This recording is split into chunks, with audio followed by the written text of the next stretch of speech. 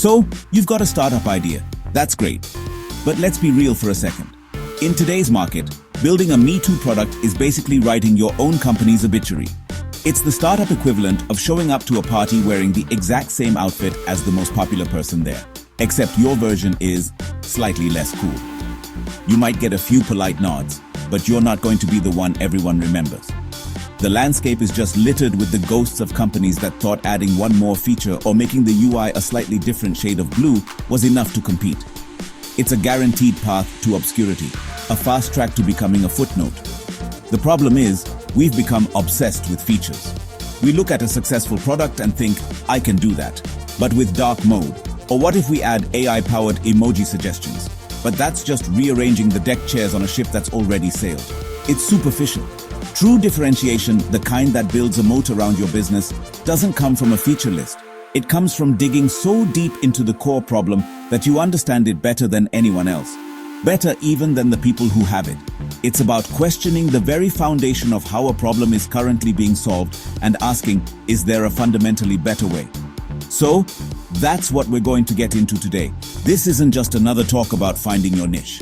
We're going to break down 5 concrete, actionable strategies for creating something that doesn't just compete, but creates its own category. We'll explore how to move beyond the surface level and build products that offer genuine, undeniable value. We're talking about strategies that force you to rethink everything from the ground up to build something that truly stands out because it's built on a deeper, more profound understanding of the user. It's time to stop being a me too and start being a what's next. Alright, first up, unbundling and rebundling. This sounds a little jargony, but the concept is actually pretty straightforward and incredibly powerful. Think about a big, successful, all-in-one software suite. Let's take something like Microsoft Office or Adobe Creative Suite. For years, the model was to bundle everything together. You got Word, Excel, PowerPoint, the whole package. But the reality is, most users only use a fraction of the features in each of those tools. They are paying for a massive, complex beast when all they really need is a sharp, efficient knife. The bloat becomes a feature in itself, and not a good one. This is where the unbundling revolution begins. Smart startups look at these massive platforms, and they don't see a monolith. They see a collection of individual jobs to be done. They ask, what's the one core function here that's either clunky, overpriced, or poorly executed? They then pull that single thread, that one component, out of the bundle. They build a product that does that one thing exceptionally well. Think about how Figma started by focusing purely on collaborative interface design, unbundling that specific workflow from the broader design suites. Or how Notion unbundled the personal wiki and note-taking aspect into a flexible, modular powerhouse. But here's where it gets really interesting, the rebundling. After you've perfected that unbundled component, you start looking around. You don't just add back the old, bloated features. Instead, you creatively recombine your core solution with new, adjacent elements that create a novel and superior experience. You might integrate a unique AI capability, a community layer, or a new monetization model that the original incumbent could never dream of. It's about breaking down the old Legos and then building something entirely new and unexpected with the pieces, creating a value proposition that is fundamentally different and ultimately 10 times better. So, strategy number 2 is what I call becoming the invisible problem solver. This one requires a shift in mindset from asking users what they want to observing what they actually do. Henry Ford famously said, "If I had asked people what they wanted, they would have said faster horses." Users are great at identifying symptoms, but they're often terrible at diagnosing the underlying disease. They'll ask for a button to be bigger or a menu to be moved, but they can't always articulate the deep subconscious friction they're experiencing every single day. The real problems are often invisible, even to them. The key here is deep, almost anthropological observational research. You have to become a detective of human behavior. Watch people use existing tools in their natural environment. Where do they hesitate? Where do you see them sigh or get frustrated? What weird workarounds have they invented to bridge the gaps in their current software? These are the golden nuggets of insight. It's the spreadsheet they have to keep open on a second monitor, the manual copy-pasting they do 20 times a day, the recurring calendar reminder they set to follow up on a task. These aren't features they'll ask for, they're frustrations they've simply accepted as the cost of doing business. Once you've identified these invisible problems, you can build solutions that feel like magic. The goal is to be predictive, to be proactive. Your product should anticipate the user's next move and smooth the path for them before they even realize there was a bump. Think about how Google Maps automatically reroutes you around traffic it detects ahead.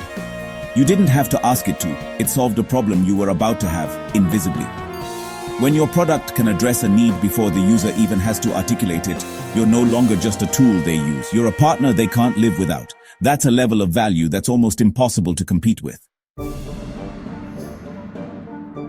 Okay, let's talk about being an experienced architect. A lot of startups get hyper-focused on functionality. Does it work? Check. Does it solve the problem? Check.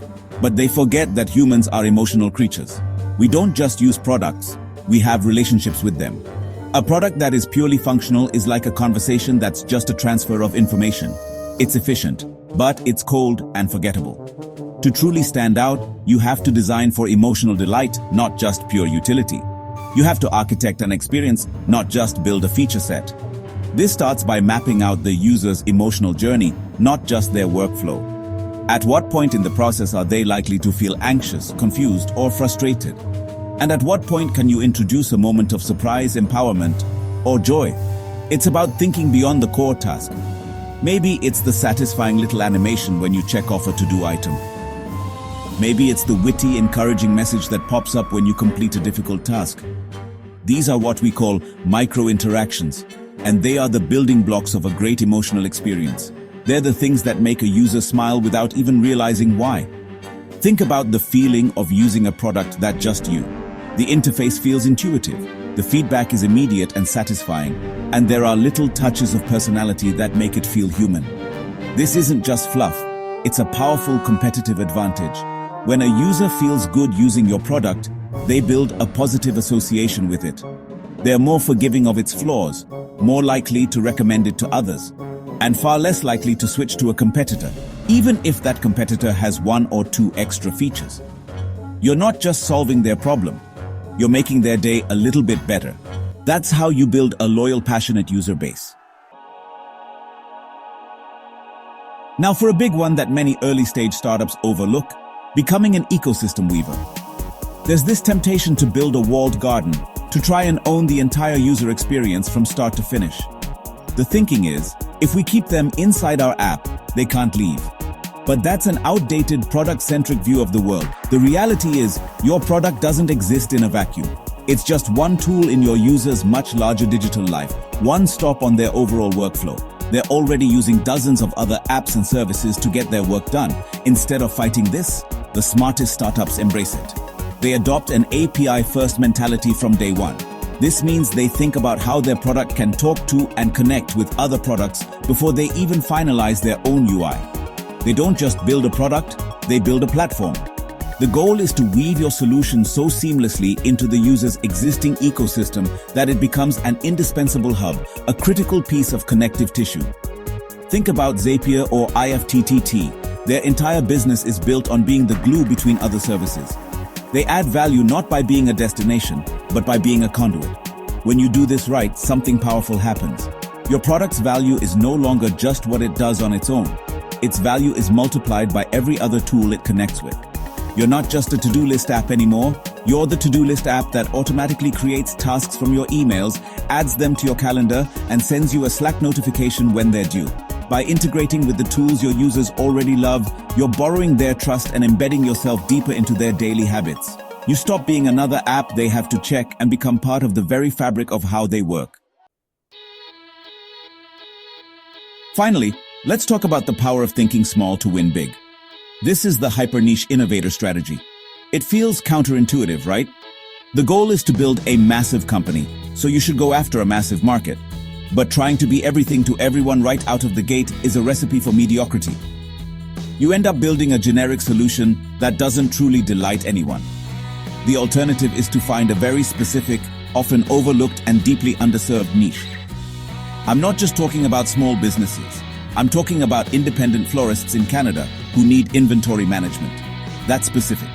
The beauty of the hyper niche is that it allows you to achieve a level of empathy and understanding that's impossible in a broad market. You can talk to every potential user. You can learn their specific language, their unique workflows, their secret frustrations that no big corporation would ever bother to uncover. This deep empathy becomes your superpower. You're not just guessing what they need, because you've lived and breathed their world. This allows you to build a tailor-made solution that fits their needs like a glove. For this small group of users, your product isn't just another option, it's the only option that truly understands them.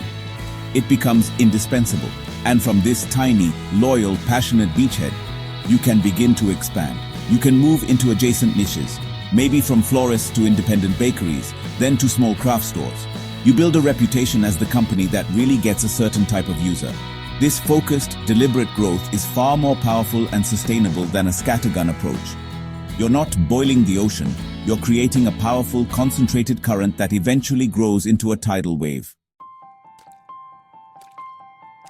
So, as we've seen, getting out of the Me2 product graveyard isn't about having a single stroke of genius or adding one killer feature. It's a fundamental shift in perspective. It's about completely rethinking how you approach value creation and delivery. Whether it's by deconstructing and reassembling existing solutions, solving problems users don't even know they have, or architecting for emotional delight, the common thread is a move away from the superficial. It requires a commitment to going deeper than the competition is willing to go, to find the insights that are hiding in plain sight. This path isn't easy. It demands a relentless curiosity and a willingness to challenge the status quo at every turn. It requires you to embrace deep empathy as a core business metric, to become a student of your user's world, and to cultivate a culture of constant observation and learning. You have to be willing to throw out conventional wisdom and your own assumptions when they conflict with the reality of your user's experience. It's about being less of a builder and more of an archaeologist, digging for the truth of what people really need. But for the founders and teams who embrace this mindset, the reward is immense. You don't just build a product that people use, you build a product that people love, that they rely on, that they weave into the fabric of their lives. You solve real, meaningful problems in a way that feels effortless and magical. You create something that doesn't just add to the noise but provides a clear signal. These are the products that last. These are the companies that don't just stand out. They become the new standard. They become indispensable.